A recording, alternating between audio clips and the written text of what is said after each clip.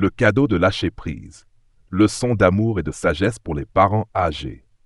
Chers lecteurs, en vieillissant et en voyant vos enfants grandir, chacun fera face à ses propres difficultés.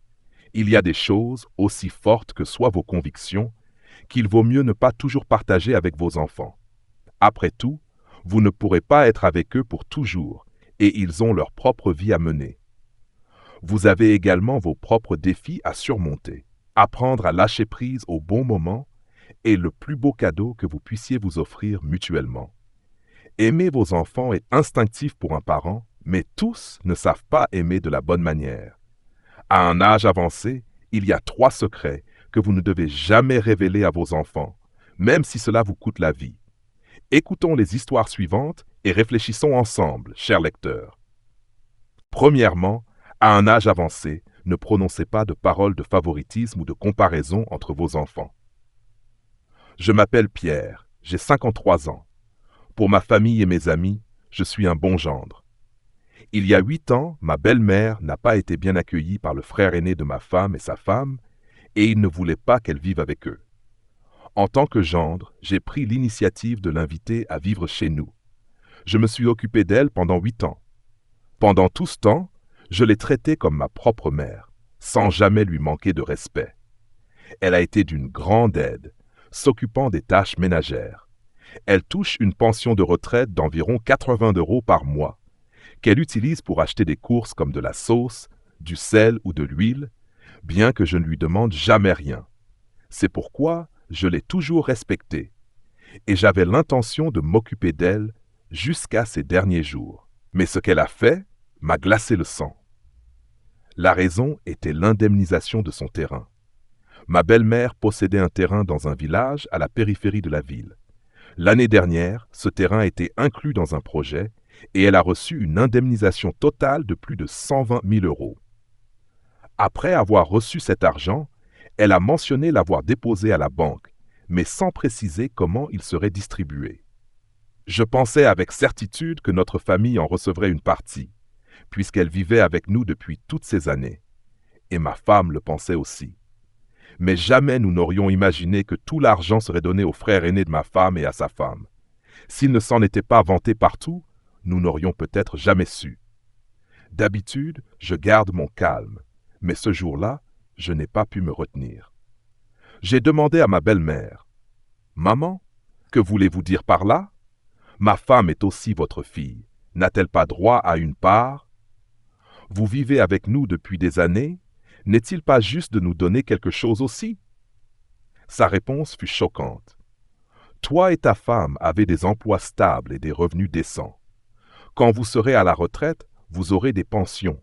Mais ton beau-frère est différent. Il n'a pas d'emploi stable et dépend beaucoup des revenus de ta belle-sœur.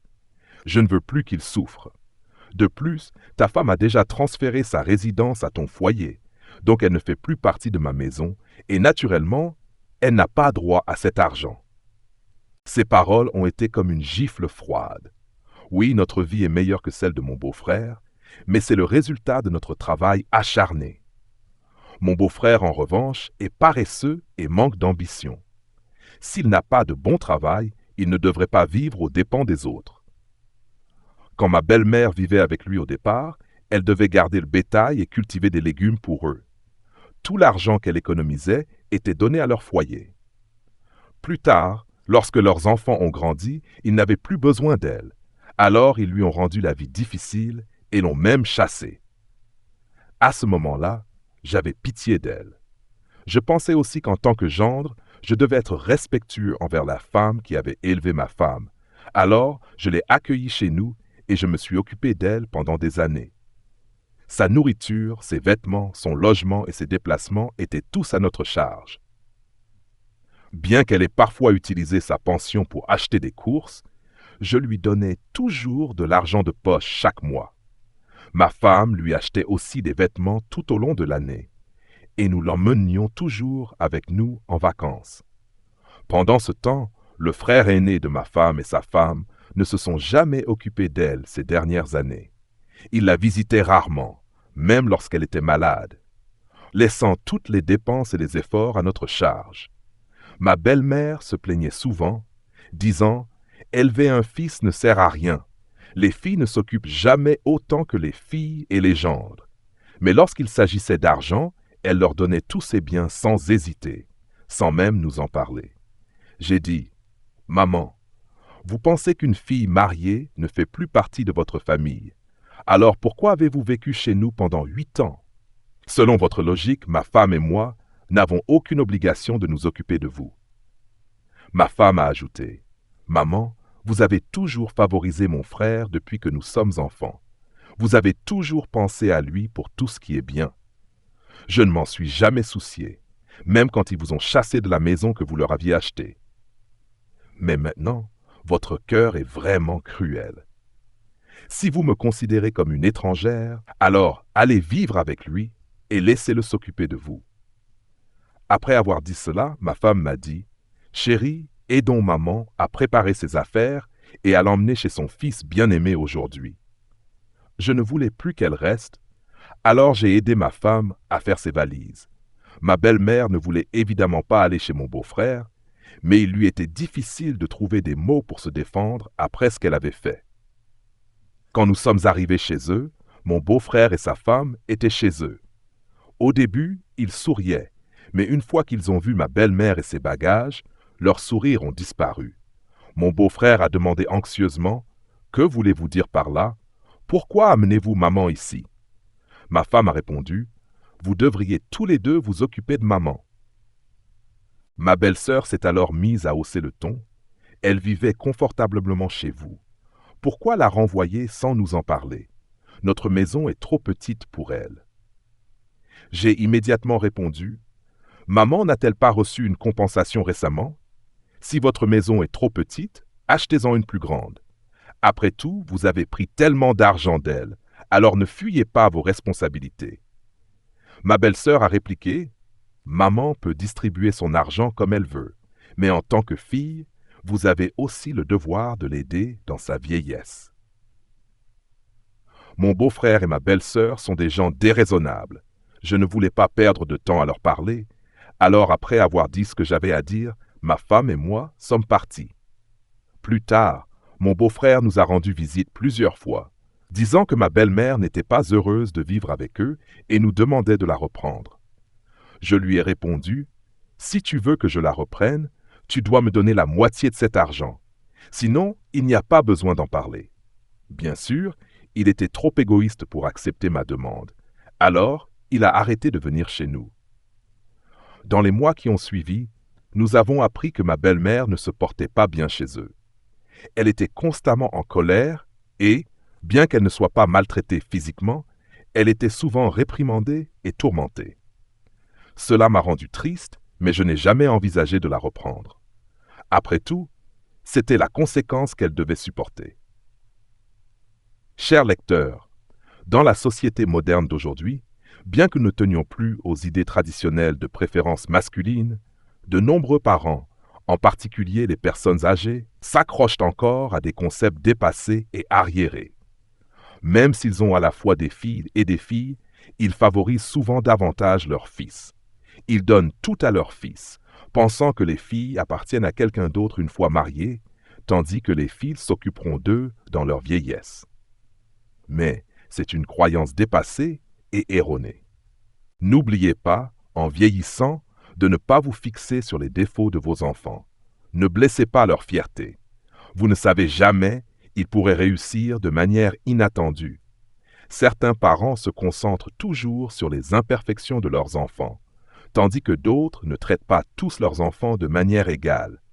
Ce qui importe le plus aux enfants, c'est de savoir si leurs parents les aiment et prennent soin d'eux autant que de leurs frères et sœurs. Même s'ils ne l'expriment pas et semblent indifférents, au fond, cela leur tient profondément à cœur. Ainsi, dans toutes les situations, en particulier en vieillissant, il est essentiel d'éviter de montrer du favoritisme dans nos paroles ou nos actions envers nos enfants. Nous devons penser à l'avenir de nos enfants et aux relations qu'ils entretiendront entre eux pour le reste de leur vie. Une fois que vos enfants ont leur propre famille, la première chose que les parents doivent apprendre est de les laisser gérer leurs propres affaires. Vous devez comprendre que plus nous aidons, plus nous nous occupons, et plus certaines relations peuvent devenir compliquées.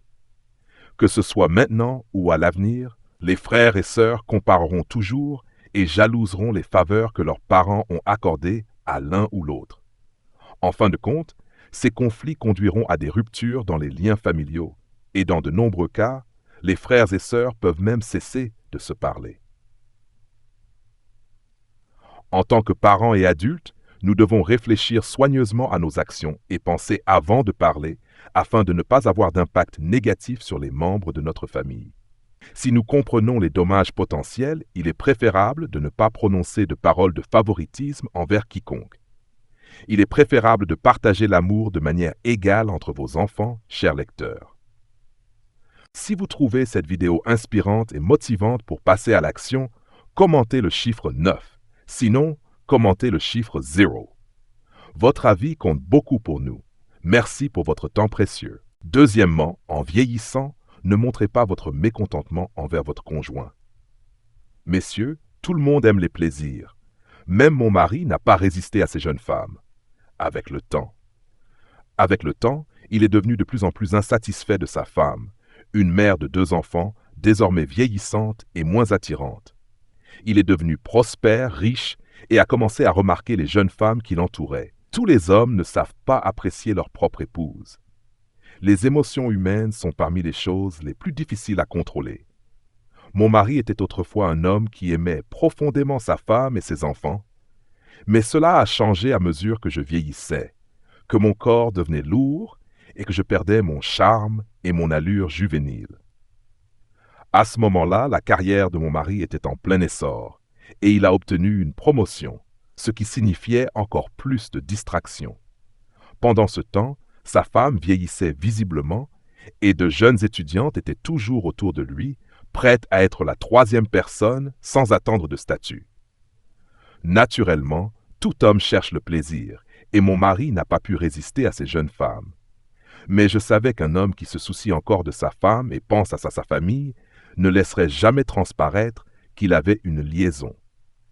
La plus grande erreur, cependant, est de parler durement, de se moquer de sa femme pour ce qu'elle n'a pas accompli, comme si c'était une victoire. Un jour, en me voyant dans un manteau d'hiver épais, il a fait une remarque sarcastique pour me pousser à changer. Mon mari a lancé, avec un sourire narquois, « Si tu ne perds pas du poids cette année, je ne te laisserai pas venir avec moi à la célébration du Nouvel An. » J'ai répondu calmement, « Penses-tu que j'ai besoin d'aller à cette célébration avec toi ?» Mon mari m'a regardé d'un air étrange. « Tu ne comptes pas venir avec moi ?» J'ai souri amèrement. « Tu n'aimes plus aller à ces célébrations avec moi. Si tu veux que je vienne, au moins, ne sois pas si frustré et déçu quand tu es avec moi. Je sais que je ne suis plus attirante. Mon corps n'est plus ce qu'il était. Mais regarde, je t'ai donné 2 merveilleux enfants, je les ai élevés, et je suis toujours à la maison pour m'occuper des petits-enfants, gérant cette maison comme une servante non rémunérée, n'est-ce pas? Mon mari, sans voix, s'apprêtait à dire quelque chose, mais j'ai continué. Je ne suis plus jeune et belle, mais je suis toujours ta femme. Je gère encore 2 familles, la tienne et la mienne. Je ne te reproche pas d'avoir changé parce que je n'ai pas su garder ma jeunesse. Je veux seulement que tu te souviennes qu'il y a eu une femme, une épouse qui est restée à tes côtés pendant tes moments les plus difficiles, pour que tu puisses avoir la vie que tu apprécies aujourd'hui. Mon mari est resté silencieux un moment avant de dire « Je suis désolé. Je te présente mes excuses sincères. » Il peut me critiquer, mais il y a encore des hommes qui m'attendraient. « Monsieur Henry t'a encore approché? Je l'ai vu l'autre jour, il vient de rentrer de l'étranger. Il n'est pas marié à cause de toi, tu le crois? » J'ai répondu « Je ne sais pas. N'y pensons pas. » Je lui ai bien fait comprendre. J'ai une famille heureuse maintenant, et j'espère qu'il trouvera bientôt son bonheur. Mon mari a dit « Merci. Merci d'être ma femme et la mère de nos enfants. » J'ai répondu « Je vais perdre du poids, mais pas pour toi, pour moi-même. » Mon mari a répondu « Je comprends. Cette année, fêtons le Nouvel An ensemble en famille. » J'ai répondu « Cela dépend de ton attitude. Tu m'as blessé avec tes paroles et je ne l'oublierai pas. » En entendant cela, mon mari a souri timidement et m'a pris dans ses bras, malgré mon corps lourd. Son bonheur était d'avoir une famille paisible. Les hommes exigent souvent beaucoup de leurs épouses, s'attendant à ce qu'elles répondent à leurs désirs, sans se soucier de ce que leurs épouses pensent ou veulent. Grâce à cela, il a réalisé son erreur, et à partir de ce moment-là, mon mari n'a plus jamais prononcé de paroles qui me blessaient. Notre relation est devenue plus heureuse et plus proche en conséquence. De même, M. T a partagé « Je suis fatigué de faire face au visage renfrogné de ma femme et à ses plaintes constantes au sujet de l'argent. Chaque jour, je deviens de plus en plus désillusionné par la vie de famille. La vie devient vraiment étouffante quand on vit avec une femme qui, dès qu'elle ouvre les yeux, parle d'argent, et lorsqu'elle les ferme, c'est encore la même chose. Quand nous sortions ensemble, je savais que j'étais inférieur à ma femme à bien des égards, mais je pensais qu'en travaillant dur, je pourrais lui offrir une vie heureuse et confortable. Mais j'avais tort, car les désirs matériels de ma femme semblaient sans fin. Elle transformait progressivement notre mariage en cauchemar. Nous nous sommes rencontrés après avoir tous deux obtenu notre diplôme et commencé à travailler. Nous venions tous deux de milieux modestes, donc les choses étaient difficiles. Nos salaires étaient faibles et je ne pouvais pas me permettre de lui offrir des cadeaux coûteux pour nos anniversaires. Je savais qu'elle se sentait triste et gênée, mais je la consolais et elle oubliait rapidement. Parfois, elle me comparait au mari de ses amis, ce qui me déprimait. Elle a même suggéré plusieurs fois que nous nous séparions, car elle avait l'impression de n'avoir aucun avenir avec un homme toujours fauché à court d'argent avant la fin du mois. Mais à cause de mon amour profond pour elle, j'ai trouvé des moyens de me racheter et je l'ai supplié de me donner plus de temps pour faire mes preuves. J'ai travaillé sans relâche, espérant que mon patron remarquerait mes efforts et augmenterait mon salaire, et je me suis promis de compenser avec mon amour sincère. Peut-être que je ne pouvais pas lui offrir des choses matérielles comme les autres hommes, mais je croyais que personne ne pouvait l'aimer autant que moi. Nous avons surmonté ces accès de colère occasionnels, et notre amour a fleuri en un mariage simple mais heureux. Les premiers jours de notre mariage étaient remplis de moments doux sans souci. Mais lorsque notre premier enfant est né, la réalité de la vie s'est imposée. Nous avons commencé à nous disputer plus fréquemment. Elle a commencé à me critiquer parce que je ne gagnais pas autant que les autres et mon revenu était même inférieur au sien. Chaque jour, c'étaient les mêmes plaintes sur la hausse des prix, les faibles salaires, quand cesserions-nous de vivre dans des logements loués et le manque d'argent pour le lait du bébé. Chaque visite dans nos villages natals était coûteuse et je comprenais les fardeaux qu'elle devait supporter, car nous venions tous les deux de la campagne, essayant de construire une vie en ville. Nos familles ne pouvaient pas offrir beaucoup d'aide car elles luttaient aussi. Nous devions prendre soin de nos propres vies et élever nos enfants. La pression du travail était déjà accablante. Mais rentrer à la maison pour entendre les plaintes constantes de ma femme me rendait encore plus stressé et déprimé. Ces paroles me blessaient profondément. De nombreuses fois, nous nous disputions à propos de l'argent, mais pour le bien de nos enfants, j'avalais ma fierté. Cela ne faisait que la pousser davantage. Elle criait à quel point elle était malchanceuse d'avoir épousé un homme incompétent et inutile. Chaque jour, je me sentais de plus en plus désillusionné par la vie de famille. Je me sentais piégé, vivant avec une femme obsédée par l'argent jour et nuit. Je ne savais pas comment gagner assez d'argent pour satisfaire sa soif incessante. La frustration vidait ma motivation à continuer d'essayer. Je voulais fuir ce mariage étouffant. Chers amis, après des décennies passées ensemble, il est inévitable qu'il y ait des conflits et des désaccords entre époux. Cependant, en vieillissant, il est crucial de ne pas exprimer son mécontentement envers son partenaire. Il est préférable de garder ses sentiments pour soi et surtout de ne pas les partager avec sa famille ou ses enfants. Se plaindre ne résoudra pas le problème. Cela ne fera que nuire à la dynamique familiale. Si votre conjoint le sait, cela risque de nuire à la relation et de menacer votre bonheur à un âge avancé. Si vos enfants le découvrent, ils pourraient développer des attitudes négatives envers les relations à long terme et perdre leur équilibre émotionnel à mesure que les conflits entre leurs parents s'intensifient. Peu importe de quel côté ils se rangent, cela blessera les deux parents. Ainsi, à l'âge mûr, apprenez à libérer vos émotions en douceur, à pratiquer la tolérance et à considérer plus souvent les sentiments de votre partenaire. Troisièmement, ne blâmez pas la génération précédente. Le plus jeune fils de la famille, Kiet, a été gâté dès son plus jeune âge. Il ne savait rien faire d'autre que manger et étudier. Lorsqu'il a connu des échecs dans la vie, Kiet a dirigé son ressentiment contre ses parents. En tant que Benjamin de 4 frères et sœurs, il était choyé par ses parents. Chaque jour, tout ce que Kiet devait faire, c'était manger et étudier, sans lever le petit doigt à la maison. Sa chambre était en désordre, et si ses parents ne la nettoyaient pas, il la laissait dans cet état. Chaque fois que ses sœurs lui demandaient de faire quelque chose, ses parents le défendaient farouchement. Kiet refusait même de faire de petites tâches, ce qui a conduit à des difficultés significatives lorsqu'il est entré dans le monde du travail. Après avoir obtenu son diplôme universitaire, il a travaillé dans divers endroits, mais chaque emploi ne durait que quelques mois avant qu'il ne démissionne. Kiet se plaignait fréquemment d'être harcelé, d'être commandé, de ne pas travailler dans son domaine de compétences et de ne pas être respecté par ses collègues. Finalement, il n'a pas pu obtenir un emploi stable. Monsieur Thuyen et Madame Yen voulaient utiliser leurs économies pour ouvrir un atelier de réparation d'ordinateurs pour leur fils. Les filles s'y sont fermement opposées. Kiet n'a aucune expérience, il est arrogant et manque de persévérance.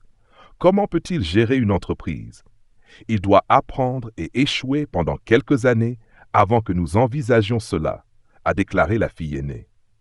Mais Kiet a ignoré les conseils de ses sœurs et a exigé que ses parents financent l'atelier, menaçant de quitter la maison s'il ne se conformait pas. Pensant que réaliser son souhait le pousserait à se concentrer sur son travail, ils ont cédé. Cependant, la paresse s'était déjà profondément ancrée en lui. Bien que l'atelier soit petit, Kiet a engagé un technicien informatique pour tout faire, du nettoyage à l'organisation en passant par les réparations, tandis qu'il se contentait de manger et d'accueillir les clients, prétendant faire du réseautage. En réalité, son réseautage consistait surtout à sortir avec des amis pour des repas. L'atelier a d'abord attiré des clients, mais en raison d'une mauvaise gestion financière et d'un manque de stratégie de fidélisation, il a fermé en moins de 2 ans. Les 30 000 € d'économie de M. Thuyen et Mme Yen étaient partis. Mme Yen a encouragé Kiet à se marier pour qu'il trouve la motivation de gagner de l'argent. Il a répondu « Quand j'étais propriétaire du magasin, certaines filles me poursuivaient, mais maintenant que l'entreprise a échoué, tout le monde est parti et je ne sais même pas à qui demander en mariage. » Mme Yen lui a suggéré de courtiser leur voisine diligente et travailleuse, Sham, qui avait 2 ans de plus que lui. Après une semaine de connaissances, lorsque Kiet a exprimé son intérêt, Sham l'a rejeté brutalement. « T'épouser ruinerait ma vie. Un homme qui ne gagne pas d'argent devrait au moins savoir s'occuper de la maison. Tu ne fais ni l'un ni l'autre, alors comment pourrais-tu jamais subvenir aux besoins d'une famille ?» En rentrant chez lui, Kiet était complètement dévasté, blâmant M. Thuyen et Mme Yen de l'avoir gâté au point qu'il était devenu quelqu'un qui ne savait rien faire. Récoltant le mépris des voisins, Kiet insistait toujours que tout était la faute de ses parents. Chaque fois que les tensions montaient dans la famille, M. Thuyen et Mme Yen avaient le cœur brisé en entendant leur fils les accuser. Leur fille essayait de les consoler, mais cela ne suffisait pas à apaiser leur douleur. C'est vraiment incroyable. Mesdames et messieurs, beaucoup de gens ont l'habitude de se plaindre et de blâmer les autres. Ils pensent que leurs parents ne les ont pas fait naître à une meilleure époque, ne leur ont pas offert de meilleures conditions de vie ou ne se sont pas suffisamment souciés d'eux. Ceux qui ont une faible intelligence émotionnelle racontent souvent à leurs enfants les torts de leurs parents, remplis de ressentiment et d'accusations. Ils ne réalisent pas que le fait qu'un enfant devienne ou non respectueux dépend de l'éducation des parents. Si nous partageons constamment notre mécontentement envers la génération précédente avec nos enfants, nous élevons essentiellement des enfants ingrats.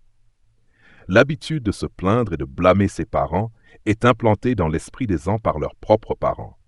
Plus tard, les enfants non seulement ne développeront pas de gratitude et d'amour pour leurs parents, mais porteront le même ressentiment envers la génération précédente. En vieillissant, nos corps s'affaiblissent. À ce moment-là, vous devez être clair et vous efforcer de rendre votre vie aussi simple que possible. Chacun vit différemment. Certains finissent leur vie heureux, tandis que d'autres souffrent. Il y a un proverbe qui dit « La maladie entre par la bouche, le malheur sort par la bouche ». En effet, de nombreuses personnes âgées mènent une vie malheureuse, et pour beaucoup d'entre elles, c'est parce qu'elles n'ont pas su contrôler leurs paroles. À un âge avancé, il faut garder certains secrets. Plus vous tenez votre langue, plus vous serez heureux. Sinon, votre vie sera remplie de troubles. Avec les 3 secrets mentionnés ci-dessus, même si vous n'en révélez qu'un seul, cela pourrait vous apporter des ennuis et des difficultés dans les dernières années de votre vie. Quand vous riez, le monde rit avec vous. Quand vous pleurez, vous êtes seul. Par conséquent, pour éviter la tristesse dans vos dernières années, la meilleure approche est que les parents ne révèlent pas ces secrets à leurs enfants. Un moment d'inattention peut apporter du chagrin dans les derniers jours de votre vie. Partie 2. Rappelez-vous ces 4 principes pour éviter d'être mal vu par vos enfants. Alors que nous avançons dans les dernières étapes de la vie, beaucoup d'entre nous réfléchissent au chemin parcouru et à l'héritage que nous espérons laisser. Mais comment garantir que nos années dorées soient remplies de dignité, d'indépendance et de joie? Quelles leçons pouvons-nous tirer de ceux qui ont emprunté cette route avant nous? Dans cette exploration inspirante, nous plongeons dans la sagesse de 4 principes essentiels qui nous guident vers un avenir épanouissant et sécurisé. Découvrez comment équilibrer l'amour pour nos enfants avec le soin de soi et l'indépendance pour créer un héritage de force et de résilience qui résonne à travers les générations. Rejoignez-nous pour découvrir les clés d'une vie bien vécue et embrasser la beauté de la vie à tout âge. Principe 1. Avoir des économies suffisantes. Dans une petite ville, vivait un couple âgé qui avait consacré toute leur vie à élever leurs 4 enfants. Malgré leurs moyens modestes, ils avaient mis tout leur cœur et leurs ressources pour offrir le meilleur à leurs enfants, croyant que leur sacrifice serait récompensé par l'amour et le soutien durant leurs années dorées. Ils dépensèrent chaque centime pour les mariages et les maisons, nourrissant le rêve d'une vieillesse heureuse et soutenue. Cependant, lorsque la maladie les frappa, la réalité fut déchirante. Leurs filles les visitaient rarement et leurs fils hésitaient à contribuer financièrement à leurs soins. Ce furent leurs voisins, et non leurs enfants, qui se mobilisèrent, collectant des fonds pour couvrir leurs besoins médicaux. Cette histoire est un rappel poignant pour les parents du monde entier. Aimez vos enfants, mais souvenez-vous aussi de vous aimer. Bien qu'il soit naturel d'investir dans l'avenir de vos enfants, il est essentiel de prévoir pour vous-même. Encouragez vos enfants à être indépendants et résilients. En les guidant, ne perdez pas de vue votre propre bien-être. Au fil de la vie, il y a une vérité poignante que nous devons embrasser. Chaque génération a ses propres bénédictions. En tant que parents aimants, nous souhaitons naturellement protéger nos enfants des épreuves, leur offrant une vie confortable. Nous travaillons sans relâche, économisons scrupuleusement et sacrifions parfois nos rêves pour garantir à nos enfants un meilleur départ dans la vie. Nous les aidons à acheter des maisons, à démarrer des entreprises et à poursuivre leurs aspirations. Cette dévotion témoigne de l'amour sans limite que nous portons dans nos cœurs. Cependant, il est crucial de reconnaître quand il est temps de se retirer. Nos enfants sont destinés à devenir des adultes indépendants, capables de se tenir debout seuls. En donnant tout ce que nous avons, nous risquons notre propre sécurité à un âge avancé. Imaginez atteindre la vieillesse pour vous retrouver financièrement dépendant de vos enfants, qui pourraient ou non être en mesure de vous soutenir. Une telle situation peut entraîner un chagrin et un sentiment d'impuissance. Apprenons plutôt à nos enfants les valeurs de responsabilité et d'indépendance. Encourageons-les à tracer leur propre chemin tout en veillant à avoir suffisamment pour nos besoins futurs. Cet équilibre nous permet de profiter de nos années dorées avec dignité et sérénité, sachant que nous avons équipé nos enfants des outils pour réussir par eux-mêmes. Souvenons-nous que le véritable amour responsabilise et prépare nos enfants à naviguer dans la vie avec confiance. Principe 2. Avoir une résidence stable. Dans les recoins tranquilles de la vie, là où les rêves rencontrent la réalité, se trouve l'histoire de M. et Mme Shun. Pendant des années, ils se sont dévoués à leur boulangerie, sacrifiant et économisant pour offrir à leur fils un avenir prometteur. Ils croyaient que leurs efforts garantiraient une vieillesse confortable, vivant avec leur enfant bien-aimé dans la maison qu'ils lui avaient offerte. Pourtant, le moment venu, leurs espoirs se sont effondrés. En arrivant à la porte de leur fils, ils ont été confrontés à une dure vérité. La maison qu'ils avaient imaginée pour leurs années dorées était désormais occupée par des beaux-parents, les laissant dehors, le cœur brisé et sans abri. De même, une tante âgée de mon village natal a connu une situation similaire.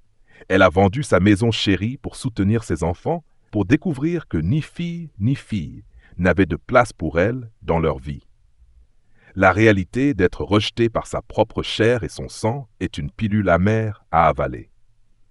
Ces histoires mettent en lumière une vérité brutale à laquelle de nombreux parents âgés sont confrontés. L'amour inconditionnel et les sacrifices faits pour les enfants ne sont pas toujours réciproques.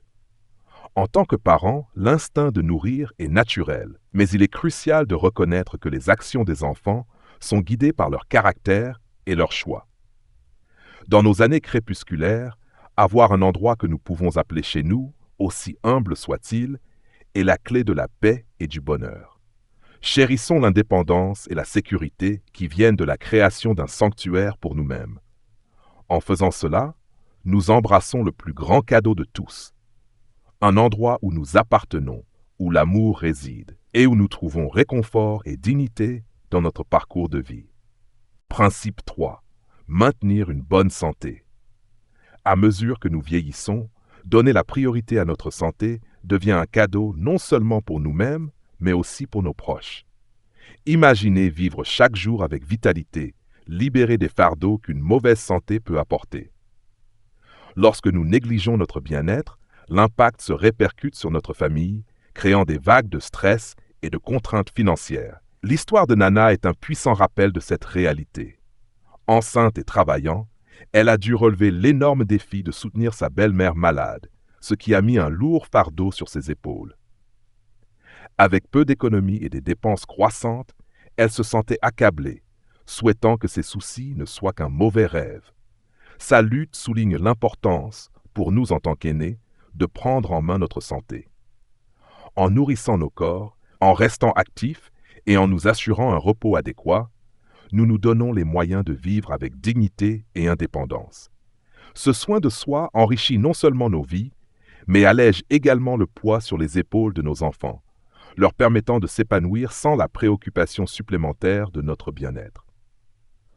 Embrassons la sagesse selon laquelle une bonne santé est notre plus grand trésor à un âge avancé.